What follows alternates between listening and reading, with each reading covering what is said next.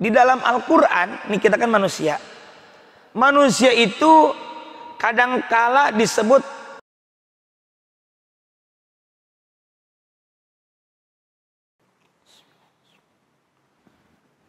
Assalamualaikum warahmatullahi wabarakatuh.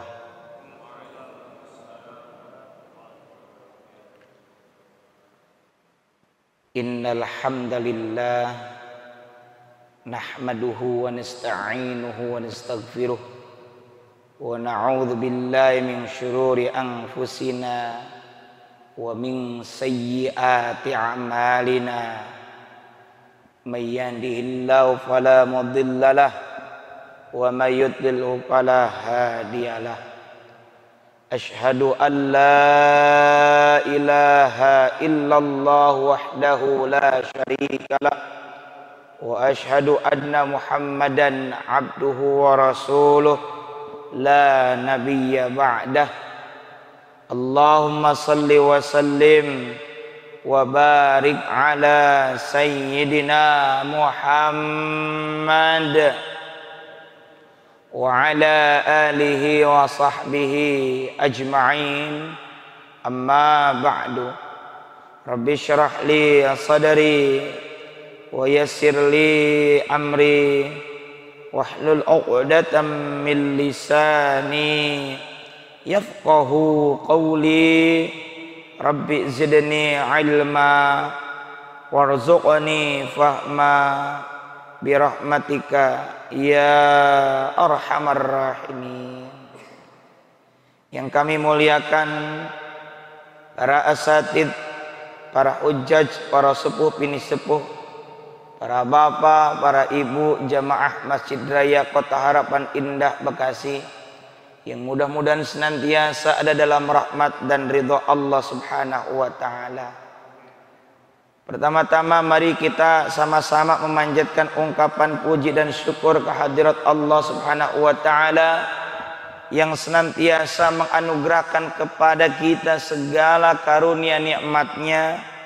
Utamanya adalah nikmat iman, nikmat Islam, nikmat sehat walafiat, dan tak lupa nikmat waktu luang. Alhamdulillah. Dan semoga seluruh nikmat tersebut bisa kita gunakan dalam rangka taat kepada Allah Ta'ala, sehingga dengan istiqomahnya kita melakukan ketaatan tersebut, saat Allah wafatkan kita sekalian tutup usia atau meninggal dalam keadaan husnul khatimah. Amin ya Allah ya Rabbal Alamin. Salawat beriring salamnya semoga senantiasa tercurahkan kepada insan teladan sepanjang zaman yang mengajarkan kepada kita nilai-nilai kebaikan, yang menjadi teladan kebaikan kehidupan untuk kita semua. Beliau adalah Rasulullah Muhammad sallallahu alaihi wasallam, juga teruntuk keluarga beliau, para sahabat beliau, para tabi'in, tabi'ut tabi'in, atba'ut tabi'in, hingga kita sekalian semoga termasuk dalam jajaran umatnya yang berusaha taat akan syariat dan menghidupkan sunnah-sunnahnya. Semoga kelak mendapatkan syafaatul uzma dari beliau di yaumil akhir nanti. Amin ya Allah ya Rabbal Alamin. Mengawali pengajian pada kesempatan Ahad subuh ini, mari kita awali dengan membaca suratul Fatihah. Semoga dengan keberkahan suratul Fatihah Allah mudahkan segala urusan kita. Yang sedang sakit semoga lekas sembuh. Yang punya masalah semoga segera bisa selesai dengan mudah. Diberikan kesabaran, ketegaran, ketabaan dalam menghadapi segala ujian kehidupan. Dan yang punya utang semoga lekas bisa terbayarkan utangnya. Dan hasil daripada pengajian ini berupa ilmu yang bermanfaat dan barokah. Ala hadhihi niyyah wa ala kulli niyatin salihah wa ila hadratin nabiyil mustafa Muhammadir Rasulillah sallallahu alaihi wasallam wa ala alihi wa azwajihi وذرياته ولبيته ولمن دخل في بيته الكرام شيء لله لهم الفاتحة. أعوذ بالله من الشيطان الرجيم. بسم الله الرحمن الرحيم. الحمد لله رب العالمين الرحمن الرحيم مالك يوم الدين إياك نعبد وإياك نستعين اهدنا الصراط المستقيم صراط الذين أنعمت عليهم غير المغضوب عليهم ولا الضالين رب اغفر لي ولوالدي آمين. Para bapak jemaah sekalian rahimakumullah, hari ini kita masih berada di bulan Rajab. Dalam sejarahnya bulan Rajab merupakan bulan diisrakan dan dimi'rajkan baginda Rasulullah Muhammad sallallahu alaihi wasallam. Karena itulah dalam momentum kajian Ahad subuh ini, tema yang akan kami kemukakan adalah hikmah salat dalam tazkiyatun nafs. Karena memang kajian tematik yang diberikan kepada kami adalah kajian seputar tazkiyatun nafs, yaitu bagaimana salat bisa menjadi wasilah terbersihkannya nafs kita. Para bapak jemaah sekalian rahimakumullah, Allah mengisrakan dan memi'rajkan Rasulullah Muhammad sallallahu alaihi wasallam bukan tanpa alasan, bukan tanpa tujuan. Tentu ada alasan dan ada tujuan yang jelas. Allah mewajibkan kepada umat Islam, umatnya Rasulullah, untuk melaksanakan ibadah puasa. Allah turunkan langsung ayat perintah puasa, yakni dalam surah Al-Baqarah ayat 183. Allah wajibkan kita semua untuk menunaikan zakat. Allah cukup turunkan ayatnya. Di antaranya ada ayat khudh min amwalim shadaqatan tutahhirum ila akhiril ayat, yakni surah At-Taubah ayat 103. Atau dalam Al-Quran surah Al-Baqarah ayat 43, waqimus sholata wa atuz zakah. Allah perintahkan haji, Allah cukup menurunkan ayat di antaranya wa'adzin fin nasi bil haji ya'tuka rijalan wa ala kulli dhamiri ya'tina min kulli fajjin amiq. Atau ayat walillahi 'alan nasi hijjul baiti man istata'a ilaihi sabila. Tapi ketika Allah Ta'ala wajibkan, hendak mensyariatkan salat yang saat ini kita kerjakan yang fardu adalah 5 waktu, Allah isra'kan dan Allah mi'rajkan Rasulullah Muhammad sallallahu alaihi wasallam. Secara bahasa, Isra itu artinya berjalan atau berangkat. Allah Ta'ala berfirman dalam surah Al-Isra ayat pertama, Bismillahirrahmanirrahim, Subhanalladzi asra bi'abdihi laylan minal masjidil harami ilal masjidil aqsa ila akhiril ayat. Ayat ini diawali dengan kata subhana. Kita maklum subhana adalah kalimat tasbih. Secara bahasa subhana itu berarti maha suci. Umumnya ketika kita mengucapkan subhanallah dialih bahasakan menjadi maha suci Allah.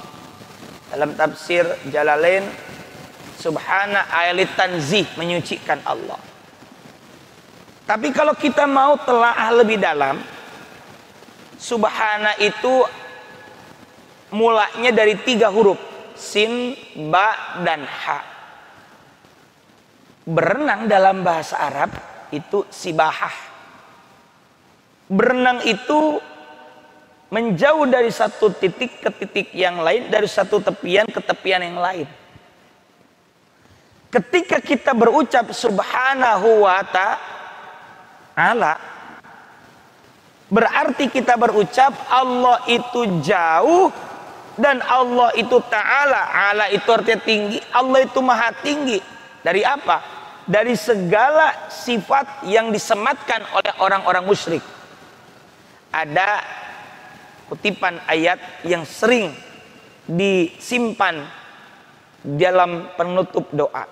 Subhana rabbika rabbil izzati amma yasifun wassalamun alal mursalin. Terus kalau doa tuh walhamdulillahi rabbil alamin. Yang bertanya kepada saya, Pak, ini intermezzo, tapi intermezzo ilmu. Pak, ketika kita berdoa, khitabnya itu kan engkaunya kepada Allah, betul nggak? Allahumma inni as'aluka, ya Allah sesungguhnya aku mohon kepadamu. Muhnya kepada siapa? Allah. Lalu ada yang nanya begini, Pak. Dalam penutup doa tadi kita mengutip doa subhana rabbika, yang artinya subhana itu maha suci Tuhanmu. Loh, muhnya kepada siapa ini? Lalu saya jawab, itu doa dimulakan dengan bismillah, hamdalah, dan sholawat, dan ditutup juga dengan sholawat dan hamdalah.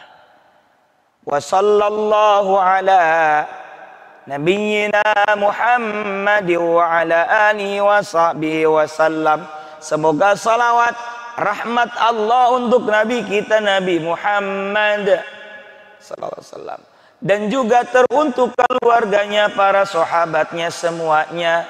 Subhana rabbika, kita mengutip ayat maha suci rabbika Tuhanmu, muhnya kepada Nabi Muhammad, karena konteksnya kaitannya setelah baca salawat. Maha suci Tuhanmu, Rabbil Izzah, Tuhan yang maha perkasa, amma yasifun, suci dari apa, jauh dari apa, amma yasifun, dari apa saja yang disifati oleh orang-orang musyrik. Bahwa orang musyrik menuduh Allah punya anak, menuduh Allah diperanakan, menuduh Allah atau Tuhan itu banyak. Allah itu suci, Allah itu bersih, Allah itu jauh, Allah itu tinggi dari segala sifat-sifat yang ditujukan, yang dituduhkan oleh orang-orang musyrik. Makanya subhana rabbika rabbil izzati amma yasifun, gitu. Jadi kenapa kita dalam penutup doa setelah baca sholawat mengutip ayat subhana rabbika, ka artinya engkau, engkaunya di sini kepada Nabi Muhammad. Ada juga yang menambahi dengan bifadli subhana rabbika, dengan keutamaan ayat subhana rabbika rabbil izzati amma yasifun wassalamun alal mursalin walhamdulillahi rabbil alamin. Ada juga yang baca gini setelah sholawat, wa sallallahu ala nabiyyina Muhammadin wa ala alihi wa sahbihi wasallam subhana rabbil izzati, nggak pakai ka, maha suci Tuhan yang maha perkasa, gitu. Jadi ini saya menjawab, khawatir ada yang nanya, kenapa dalam doa, yakni penutup doa setelah sholawat baca wasallallahu subhana rabbika, ka artinya engkau, engkaunya kepada Nabi Muhammad. Ahmad. Begitu jawabannya. Nah, kembali. Subhana itu secara bahasa kalau kita ambil dari kata sin, ya sabaha dari 3 huruf sin, baha, sabaha, ya, itu seperti halnya sibaha artinya berenang. Maka maknanya ketika kita mengucap subhana artinya Allah itu jauh. Jauh dari apa? Tadi dari segala sifat yang dituduhkan oleh orang-orang musyrik, oleh orang-orang kafir. Lah, kenapa akan mengisahkan Isra ini dimulakan dengan subhana? Karena ada tuduhan orang-orang kafir, orang-orang musyrik bahwa masa iya ada orang yang dari Mekah ke Palestina, kemudian bahkan naik langit 1, 2, 3, 4, 5, 6, 7 ke Sidratul Muntaha, Rabbul Arsy sampai bertemu dengan Allah. Itu nggak nyampe semalaman juga nggak nyampe sejam. Pokoknya semalam aja, nggak nyampe semalam juga. Masa iya? Nah, maka dijawab, dimulakan dengan kalimat subhanallah dalam arti subhanalladzi asra. Begitu. Berarti kita juga kaitannya dengan salat dan tazkiyatun nafs, maka kita bersihkan diri kita dari apa? Dari anasir-anasir jelek. Anasir berarti unsur-unsur buruk dalam hati kita, dalam diri kita. Bagaimana kita akan menghadap kepada Allah Ta'ala kalau dalam hati kita banyak kekotoran? Makanya ada yang membaca kutipan ayat Al-Quran yang itu adalah doa. Rabbi a'udzubika min hamazatis syayatin wa a'udzubika rabbi ayyah durun. Ya Allah, ya Tuhanku, sesungguhnya aku berlindung kepadamu dari godaan setan dan dari kehadiran setan. Ya, para ulama juga seperti dalam kitab Fathul Mu'in, beliau penyusun kitab ini, Syekh Zainuddin bin Abdul Aziz Al-Malibari, menganjurkan membaca surah An-Nas. Ya, karena dalam surah itu kita ini berlindung kepada Allah dari apa? Qul a'udzu birabbin nas, malikin nas, ilahin nas, min syarril waswasil khannas. Karena ketika sholat itu Pak, ada saja gangguan, ada saja godaannya. Lagi sholat mikirin apa? Utang. Lagi sholat mikirin kunci yang hilang. Lagi sholat mikirin ini udah berapa rakaat sampai lupa. Itu godaan itu Pak. Makanya bersihkan dulu hati kita. Ya. Makanya dalam permulaan ayat tentang peristiwa Isra diawali dengan subhana alladzi asra bi'abdihi, yang mana Allah ini yang telah memperjalankan hambanya. Pak, berbicara tentang tazkiyatun nafs adalah bagaimana menyucikan diri kita sehingga kita menjadi hamba Allah yang salih. Salih itu baik. Baik berarti kalau istilahnya pakaian, bersih dari noda, bersih dari kotoran. Itulah tujuan dari tazkiyatun nafs. Ya. Makanya dalam surah Asy-Syams, wa nafsi wa ma sawwaha, kemudian apa lagi? Qad aflaha man zakka. Demi jiwa dan penyempurnaannya, sungguh beruntunglah orang yang menyucikan jiwanya. Melalui kita ibadah salat, kita menyucikan jiwa dan menjadi seorang hamba yang saleh. Sebab apa? Sebab memang Allah ciptakan kita, tujuannya adalah agar kita menghamba kepada Allah. Surah Az-Zariyat ayat 56. Wa ma khalaqtul jinna wal insa illa liya'budun.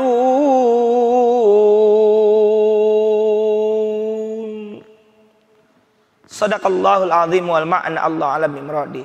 Allah berfirman, wa ma khalaqtul jinna wal insa illa liya'budun, ay illa liya'buduni. Mulainya begitu Pak. Wama dan tidaklah khalaqtul jinna, aku ciptakan jin wal insa dan manusia, illa melainkan. Illa di sini adalah untuk meneguhkan, isbat, ya, meneguhkan, ya, dan juga membatasi bahwa kita itu diciptakan oleh Allah hanya saja untuk apa? Untuk beribadah. Illa liya'budun illa liya'buduni, begitu kata Allah. Melainkan supaya mereka beribadah kepadaku. Jadi kita diciptakan supaya menghamba kepada Allah. Karena kita adalah makhluk yang merupakan makhluk spiritual sebagai hamba Allah Ta'ala. Pak, yang namanya hamba itu beribadah dengan dasar cinta. Inilah ketika kita menjadikan sholat sebagai medium tazkiyatun nafs, wasilah atau perantara kita menyucikan jiwa, kita dasari dengan ketulusan. Yuk kita lihat bagaimana Nabi Muhammad sallallahu alaihi wasallam beliau disebut sebagai hamba Allah. Kalau kita baru ngaku hamba, betul nggak? Tapi sayangnya penggunaan istilah hamba ini terjadi penurunan derajat. Loh, apa buktinya? Nabi Muhammad itu diaku menjadi hamba Allah. Kalau kita baru ngaku. Kira-kira Pak, lebih mulia dan mahal mana antara ngaku dan diaku? Mahalan mana Pak? Ngaku dan diaku? Diaku. Contoh deh, contoh. Bapak punya teman Bapak sudah hebat, tokoh terkemuka. Lalu kebetulan ada di atas panggung dan berceramah atau berpidato. Kata teman Bapak atau teman kita bilang, "Weh, Pak Hasan, wah, Bapak Ibu, itu di belakang ada Pak Hasan. Pak Hasan itu teman saya saat sekolah dari SD, SMP, SMA." Di aku, seneng kita, berharga. Tak lagi ketika ngaku, betul nggak Pak?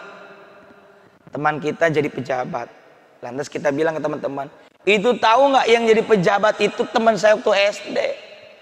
Kata teman kita yang lain, ngaku lu, ya beda antara ngaku dan diaku. Nabi Muhammad diaku dalam surah Al-Baqarah dari ayat 21, 22, 23 tuh. Dari ayat 21, ya ayyuhan nasu ubudu rabbakumul ladzi khalaqakum wal ladzina min qablikum la'allakum tattaqun. Selang ayat 22, 23-nya, wa in kuntum fi raibim mimma nazzalna ala abdina. Dan jika kalian ragu terhadap apa yang telah kami turunkan kepada hamba kami. Siapa hamba yang mendapatkan Al-Quran? Siapa? Nabi Muhammad. Di surah Al-Isra, subhanalladzi asra bi'abdihi, maha suci zat yang telah memperjalankan hambanya. Siapa yang disrokan? Nabi Muhammad. Beliau tuh Pak, sampai ibadahnya luar biasa. Kata Sayyidah Aisyah, ya Rasul, engkau ini Nabi, engkau ini sudah dimaksum. Maksum itu dijaga, dilindungi, dan dijamin pengampunan dosa, dijaga dari perbuatan dosa. Tapi beliau sampai sholat malamnya itu kakinya sampai bengkak, betul nggak? Kita kakinya bengkak, asam urat, bukan sholat malam. Mana yang dimaksud tadi? Di kita mah terjadi penurunan derajat dalam penggunaan istilah hamba Allah. Mana buktinya? Contoh, ada orang bikin donasi, misal infak untuk pembangunan masjid, donasi untuk bencana alam. Ketika ngasihnya kecil, tulis aja hamba Allah. Betul apa betul? Tapi giliran gede, Pak, tulis hamba Allah jangan dong. Gede begini masa tulis hamba Allah?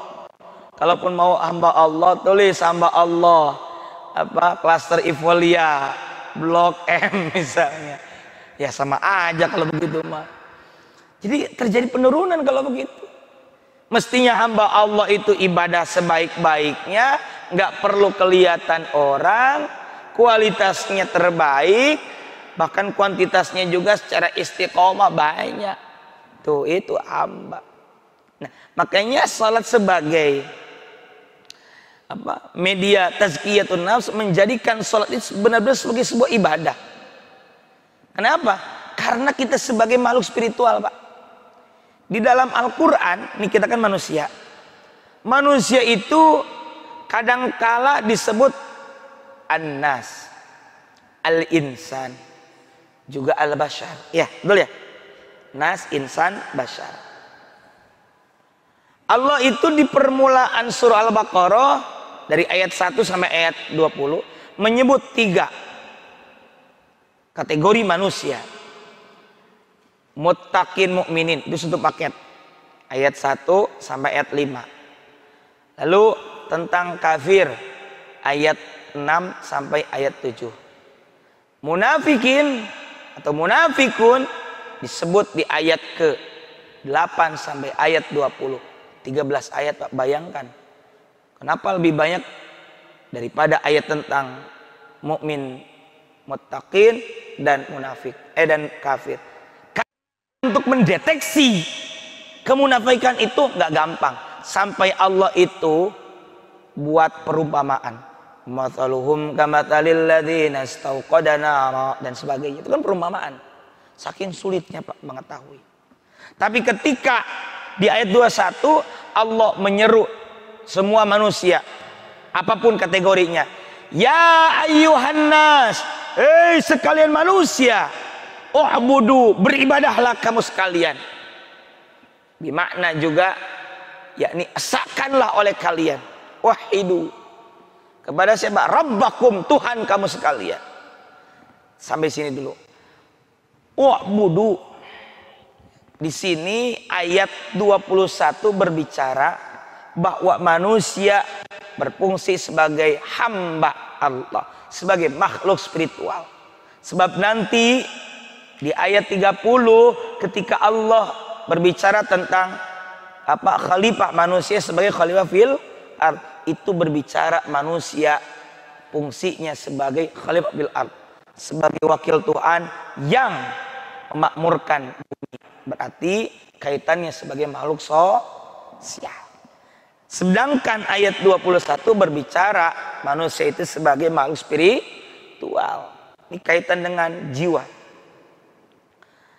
Tadi saya bilang manusia itu kadang-kadang disebut an-nas dan insan. Ya, nas, insan. Ini penyebutan dari sisi spiritual, dari sisi psikis, kejiwaan. Dari nas ada kata nisyan, dari kata insan juga ada uns, rasa. Rasa, lupa, ini berkaitan dengan apa? Secara kejiwaan. Secara, kalau istilah kerennya lagi, ya, berkenaan dengan jiwa, berarti ada kaitan dengan spiritual atau rohani atau batini. Sebagai makhluk spiritual, kita ini dalam ayat 21 diperintahkan untuk beribadah. Tapi ketahuilah Bapak Ibu sekalian, ketika Allah memerintahkan, itu bukan semata-mata karena Allah memerintahkan, tapi Allah ingin memberikan sebuah kebutuhan untuk kita. Maka ketika Allah berbicara u'budu, mungkin secara teks ayatnya itu perintah, tapi yakinilah itu adalah sebuah kebutuhan. Allah ingin ngasih, ini loh kebutuhan kalian. Apa? Ibadah. Ibadah itu kebutuhan kita, Pak. Selain tentunya adalah sebuah kewajiban. Itu mutlak, pasti perintah. Sebab dalam syariat ada yang namanya kewajiban, ya. Ada yang sifatnya larangan yang harus dihindari. Kewajiban wajib dikerjakan. Haram berarti yang harus kita hindari. Ya, sunnah adalah anjuran dan sebuah yang bagus kita kerjakan, makruh yang hendaknya dihindari, mubah yang sifatnya boleh atau konsekuensinya boleh dikerjakan. Tapi ibadah adalah sebuah kewajiban. Kewajiban yang kita kerjakan. Tapi itu adalah sebuah kebutuhan. Termasuk sholat. Sholat itu Pak, tadi Allah sampaikan melalui Isra wal Mi'raj. Mi'raj naik. Kemana? Ke Allah. Menuju Allah. Menuju Allah. Di sana dapat sholat. Yang sering kita dengar itu tadinya 50. Kemudian menjadi 5 waktu sampai saat ini. Sholat itu bukan sekedar kewajiban. Yang kemudian orang mengerjakannya hanya karena terpaksa. Tapi sholat juga selain sebuah kewajiban, tapi juga sebagai sebuah kebutuhan. Bahkan sholat adalah sebuah anugerah dari Allah Ta'ala. Konsekuensinya kita sebagai hamba yang mendapatkan anugerah atau hadiah, maka kita mesti merespon, menanggapinya dengan sukacita, dengan penuh kebahagiaan. Bapak dapat hadiah, kira-kira senang atau tidak? Senang mestinya, bahagia, sukacita. Pun demikian ketika kita mendapatkan anugerah sholat, jangan sekedar menjadikannya sebuah beban, tapi adalah sebuah anugerah. Kalau anugerah, responnya akan bahagia, senang, sukacita. Allahu Akbar, senang, jiwa itu senang. Bismillahirrahmanirrahim. Enak kita menjalaninya juga, membacakan bacaan dalam sholat, gerakannya juga padat, penuh dengan semangat. Allahu Akbar, tidak malas-malasan. Allahu Akbar, misal ya, tidak dengan semangat, tidak begitu. Karena kita meresponnya sebagai sebuah anugerah, ya syukur, bahagia. Jiwa kita itu meresponnya dengan positif. Itulah tazkiyatun nafs. Enak. Sehingga sholat itu menjadi sesuatu yang sangat penting. Kita itu bekerja untuk mengisi waktu dalam rangka menunggu waktu sholat. Betul bekerja ibadah, tapi kita menunggu waktu untuk mengisi waktu dalam rangka menunggu waktu sholat. Saya tidak bilang kerja bukan ibadah, ibadah. Menolong orang juga ibadah ya. Bukan sebaliknya, sholat dikerjakan dalam rangka ngisi waktu, atau sholat kalau ada waktu. Tidak demikian. Kalau kita menyikapi sholat dengan sebagai sebuah anugerah, pasti akan bahagia, sukacita, penuh dengan energi positif. Maka kalau mengerjakannya malas-malasan, atau sholat itu dianggap hanya sekedar sebagai sebuah beban, berarti belum menganggap sholat sebagai sebuah anugerah. Anugerah untuk apa? Nah, ini jawaban selanjutnya. Bapak diberikan hadiah. Hadiah itu difungsikan untuk apa sih? Anak kita dapat hadiah dari kita, tentu juga memiliki fungsi yang sangat penting. Nak, kamu sekarang sudah dewasa, sudah SMA. Ayah kasih handphone. Sebagai apa? Sebagai alat komunikasi untuk menyambungkan antara kita. Bapak dengan kamu, kamu dengan saya. Gunakan itu. Sholat itu adalah sebagai medium kita menyampaikan segala sesuatu kepada Allah, sebagai bentuk komunikasi kita secara transendental, secara vertikal. Bapak punya kebutuhan tidak? Bapak punya masalah? Kelihatan dari mukanya emang. Ketika kita punya itu semua, melalui apa? Sholat. Kadang-kala kita sering curhat, aduh banyak masalah amat ya.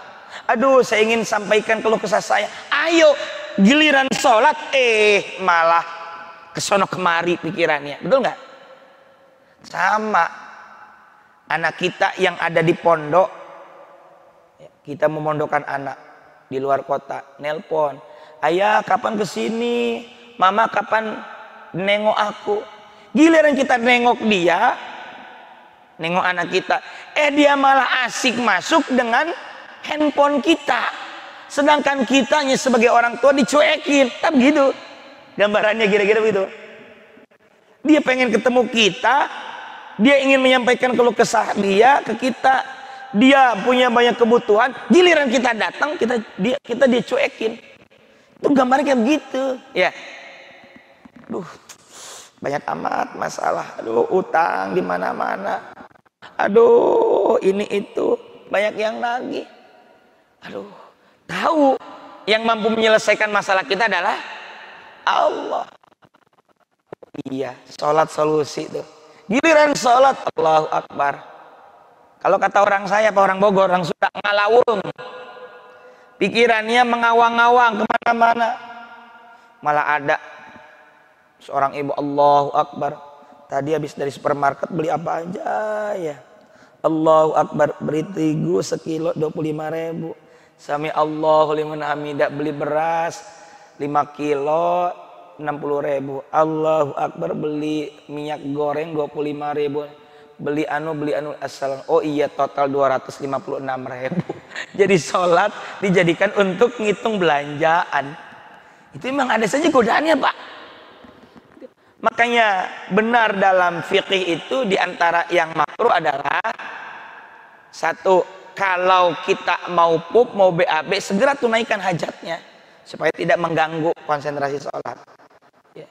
Kemudian kalau sudah tiba makanan di depan kita, sedangkan waktu sholat masih leluasa dan kita lapar, maka apa katanya?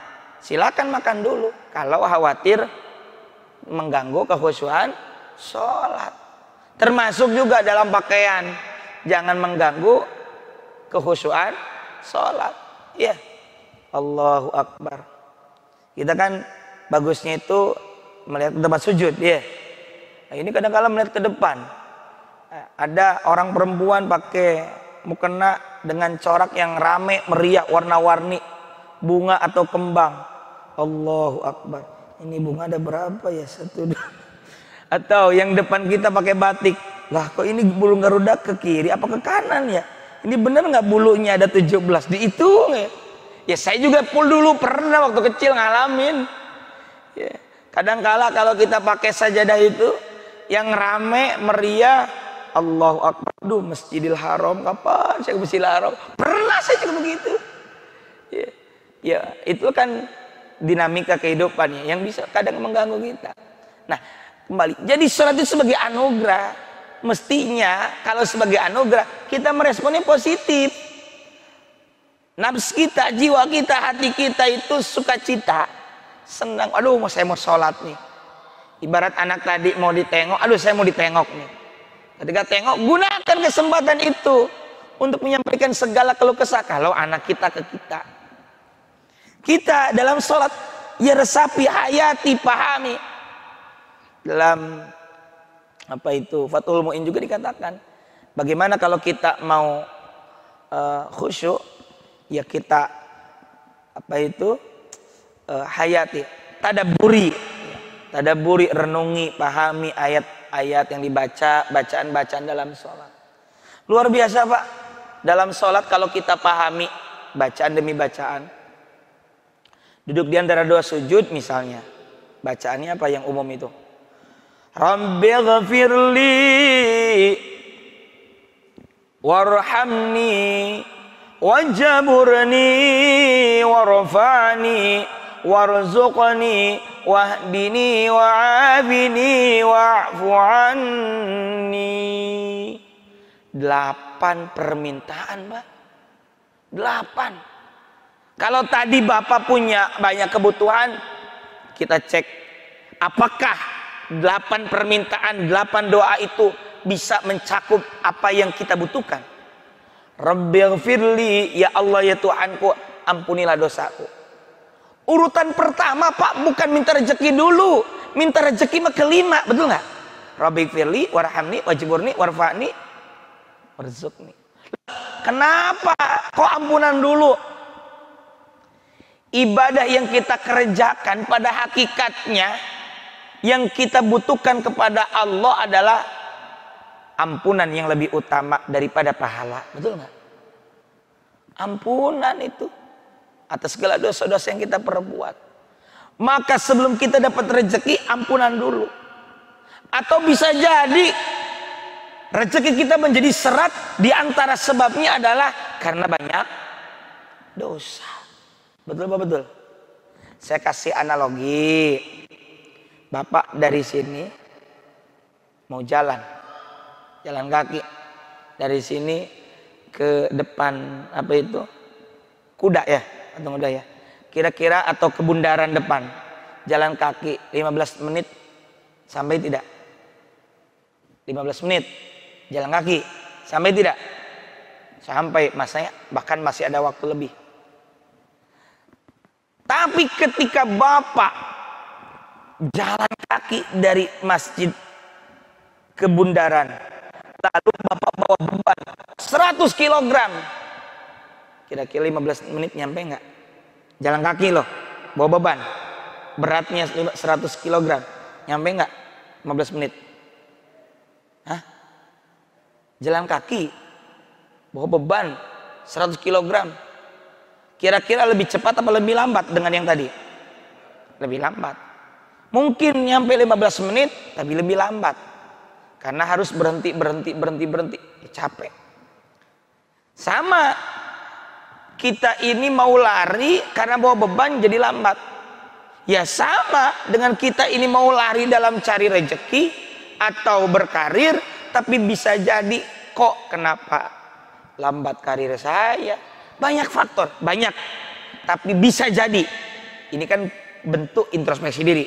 Bisa jadi di antara faktor yang mempengaruhi lambatnya rezeki itu adalah karena dosa. Sehingga yang kali pertama kita mohonkan kepada Allah, bahkan dalam setiap doa adalah mohon ampunan, termasuk dalam duduk di antara dua sujud. Rabbighfirli, lalu warhamni, rahmati aku. Sebab Allah mengampuni kita semua karena maghfirah dan rahmat Allah. Allah ngasih kita segala-galanya itu karena bukti rahmat Allah. Sehingga Allah masukkan kita ke dalam surga itu karena rahmat Allah, Rahman Rahimnya Allah. Lah kalau kita hitung-hitung antara dosa sama pahala, gedean mana Pak? Banyakan mana? Dosa apa pahala? Dosa, ngaku aja dah. Tapi karena rahmat Allah, kasih sayang Allah, Allah masukkan kita ke dalam surga selama kita meninggal bawa iman dan Islam. Ya, maka kita doa, Allahumma inna nas'aluka husnal khatimah wa na'udzubika min su'il khatimah. Ya Allah, sesungguhnya kami mohon kepadamu mati secara husnul khatimah, dan kami berlindung padamu daripada mati secara su'ul khatimah. Nah, Rabbighfirli warhamni wajburni.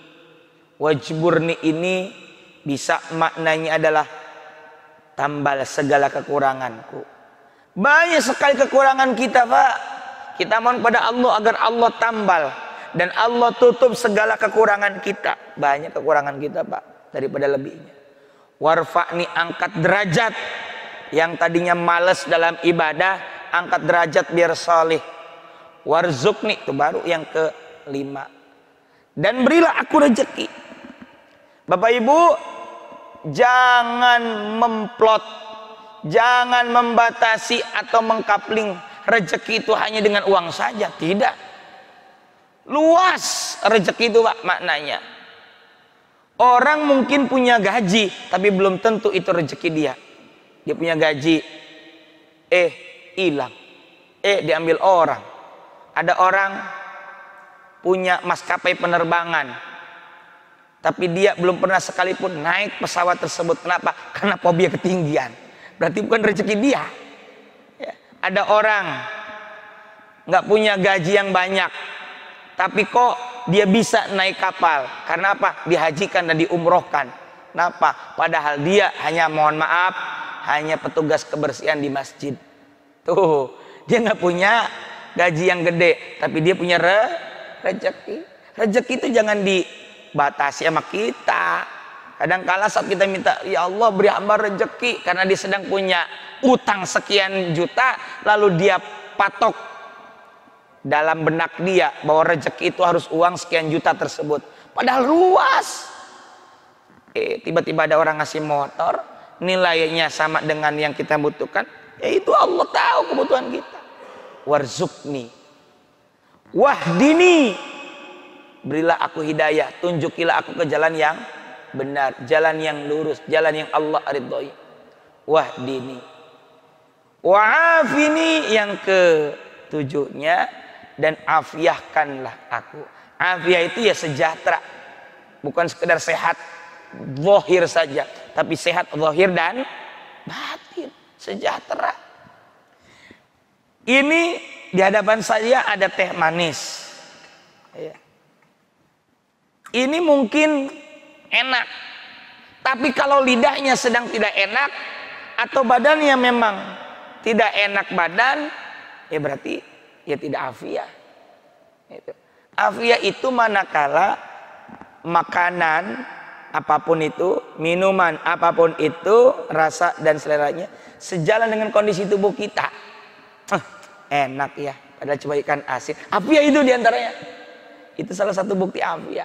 Luar biasa. Wa'fu anni, dan maafkanlah, hapuskanlah segala kesalahanku.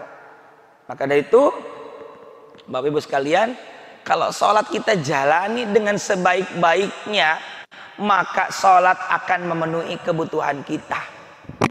Itu pun kalau kita fungsikan sholat sebagai medium tazkiyatun nafs.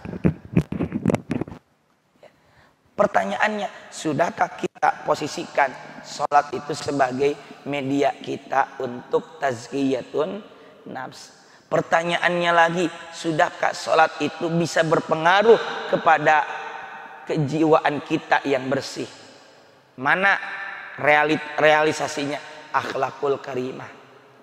Satu lagi yang saya sampaikan, sholat dalam surah Al-Ankabut ayat 45 disebut, inna sholata tanha anil fahsya iwal munkar. Ya, inna sholata, sesungguhnya sholat itu, tanha, itu mencegah, anil fahsya iwal munkar, dari perbuatan keji dan mungkar. Orang bertanya, kok cuma dua ini yang disebut? Kok dua soal ini yang akan terhindar dari orang yang sholat, yakni al-fahsya dan al-munkar, keji dan mungkar? Jawabannya, sebab berawal dari dua hal inilah muncul kejahatan-kejahatan yang lain. Sebab dua perkara inilah akan muncul keburukan-keburukan lain yang akan dilakukan oleh seorang manusia. Contoh, Al-Quran dalam surah Al-Isra ayat 32 menyebut zina itu sebagai perbuatan fahsya atau fahisyah. Wala taqrabuz zina innahu kana fahishatan wasa'a sabila. Surah Al-Isra ayat 32. Dan janganlah kalian dekati zina. Dekat aja nggak boleh, apalagi mengerjakan. Ada orang ngeyel, saya mah nggak deketin kok. Nggak deketin, cuma ngerjain doang. Saja lebih parah. Jangan kalian dekati zina. Kenapa?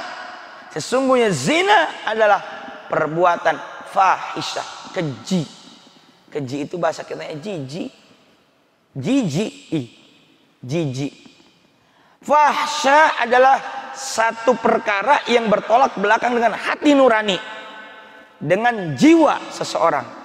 Kalau dia hatinya dapat cahaya dari Allah, maka dia akan menolak perbuatan zina. Siapapun itu, kalau punya hati nurani, fahisyah atau fahsya. Contoh, gibah. Apa gibah itu, Pak? menggunjing, ngomongin orang. Ya, ghibah itu kan gaib. Gaib itu kagak ada orangnya, ya, atau di belakang. Ini fakta loh yang diomongin, bukan bohong, bukan hoax, asli.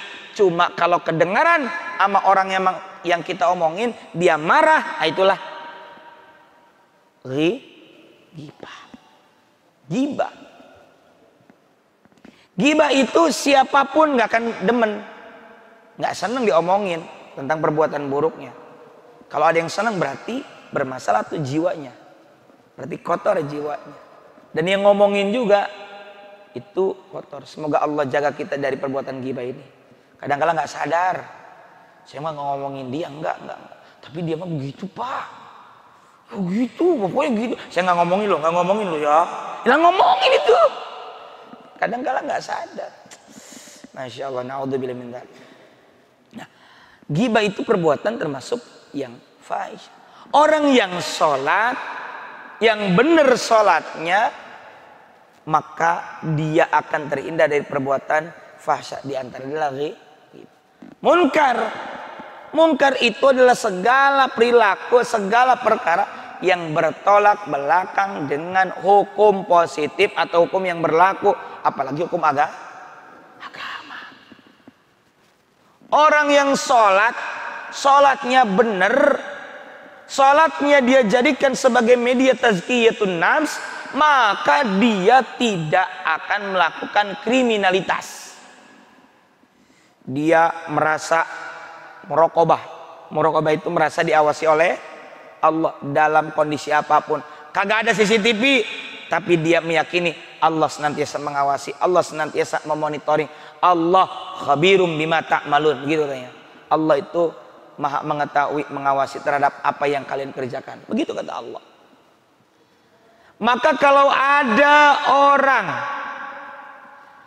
atau ketika ada orang yang kehilangan sendal manakala keluar dari masjid atau majelis taklim, jangan sekali-kali berkata, ini orang sholat mah tetap sholat, maling mah tetap maling.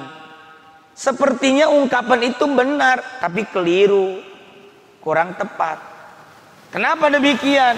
Kalau ucapan itu dikatakan sama dengan menyalahkan sholat.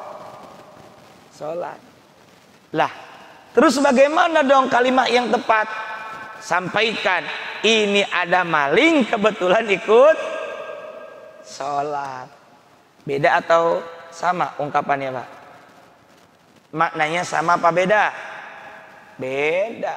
Kalau yang pertama menyalahkan sholatnya, kalau yang kedua orangnya yang salah. Kebetulan dia benar, dia ikut sholat, lalu kambuh lagi. Ini pun berlaku untuk yang lainnya. Dalam arti, loh masih doyan ngaji tapi kok maling. Ah, itu maling lagi mau ngaji, gitu aja dah. Gitu. Maka dari itu para bapak jamaah sekalian, kalau orang sholat dengan baik, benar, syarat, rukunnya dikerjakan, dia khusyuk dan menjadikan sholat sebagai tazkiyatun nafs, membersihkan, menyucikan jiwa dari kekotoran-kotoran dan anasir-anasir jahat, maka sholatnya tersebut akan membuatnya terhindar dari perbuatan keji dan mungkar. Ya, ada satu riwayat, ya, bahwa dikatakan man sholla, barang siapa yang sholat, ya sholatan halnya sholat, tapi lam tanhahu anil fahsya'i wal munkar, tapi sholatnya tersebut tidak membuatnya tercegah dari perbuatan keji dan mungkar, lam yazdad biha, maka tidak menambah itu sholat, ya. Sebab itu sholat minallah, daripada Allah, illa bu'da, melainkan tambah jauh dari Allah Ta'ala atau jauh dari rahmat Allah. Kalau sholatnya tidak membuatnya terhindar dari perbuatan keji dan mungkar. Yang salah apanya? Orangnya dalam mengerjakan sholat. Nah, karena itu para bapak, para ibu, saudara sekalian, jamaah rahimakumullah, yuk di momentum bulan Rajab, bulan diisrakan dan dimi'rajkan Nabi Muhammad sallallahu alaihi wasallam, dan melalui Isra Mi'raj tersebut Allah perintahkan kita salat 5 waktu. jadikan salat sebagai media tazkiyatun nafs. Salat kita resapi, makna tadabburi apa yang kita baca, kemudian hayati setiap gerakan-gerakannya, dan saat itu kita menghadap kepada Allah Subhanahu wa taala, dan jadikan salat sebagai tazkiyatun nafs dalam mencegah dari perbuatan keji dan mungkar. Semoga Allah taala menjadikan kita salat yang istiqamah sebagaimana doanya Nabi Ibrahim, Rabbi ij'alni muqimas shalah wa min dzurriyyati rabbana wa taqabbal du'a. Amin ya Allah ya rabbal alamin. Ala kulli hal, ini saja yang bisa kami sampaikan. Apakah ada pertanyaan? Kalau tidak ada, semoga bermanfaat dan barokah dan berpengaruh ke dalam kehidupan kita sehari-hari. Kita bisa manfaatkan dalam kehidupan sehari-hari dan dalam memperbaiki kualitas sholat kita, khususnya sholat pada 5 waktu, juga sholat sunnah. Amin ya Allah ya rabbal alamin. Mari kita tutup dengan doa. Astagfirullahaladzim ya maulana ya ma'mud ya karim ya Allah ya mujibas sa'ilin. Amin amin amin ya Allah ya rabbal alamin. Bismillahirrahmanirrahim. Alhamdulillahi rabbil alamin. Hamdan na'imin, hamdan syakirin, hamdan yuwafi ni'amahu wa yukafi mazidah.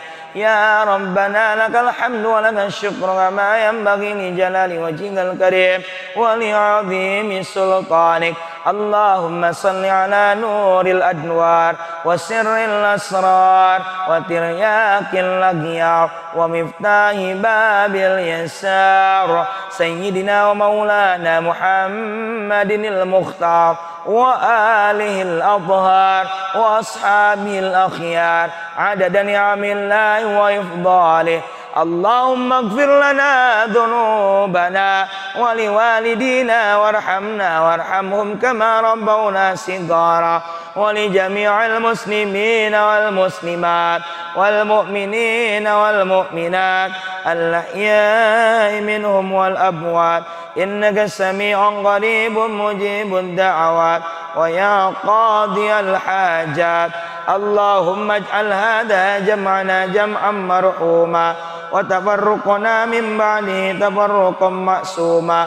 Allahumma aftah lana abwabal khair wa abwabal barakah wa abwabal ni'mah wa abwabal sihah wa abwabal salamah wa abwabal jannah wa abwabal maghfirah. Allahumma barik lana fi Rajab wa Sya'ban wa ballighna Ramadan wa hassil maqasidana wa sallimna min qarana. Allahumma rabbana anfa'na bima 'allamtana rabbi 'allimna alladhi yanfa'una rabbi faqihna wa faqih ahlana wa qarabatin lana fi dinina ma'alil qutri unta wa dhakar wa hasbunallahu wa ni'mal wakil wa la hawla wa la quwwata illa billahil aliyyil azim. Wa sallallahu ala nabiyyina Muhammad wa ala alihi wa sahbihi wa sallam. Subhana rabbika rabbil izzati amma yasifun wa salamun alal mursalin walhamdulillahi rabbil alamin. Semoga bermanfaat untuk kita semua. Hadanallahu wa iyyakum ajma'in. Subhanakallahumma wa bihamdika asyhadu an la ilaha illa anta astaghfiruka wa atubu ilaik. Wallahul muwaffiq ila aqwamit thariq. Wassalamu alaikum warahmatullahi wabarakatuh.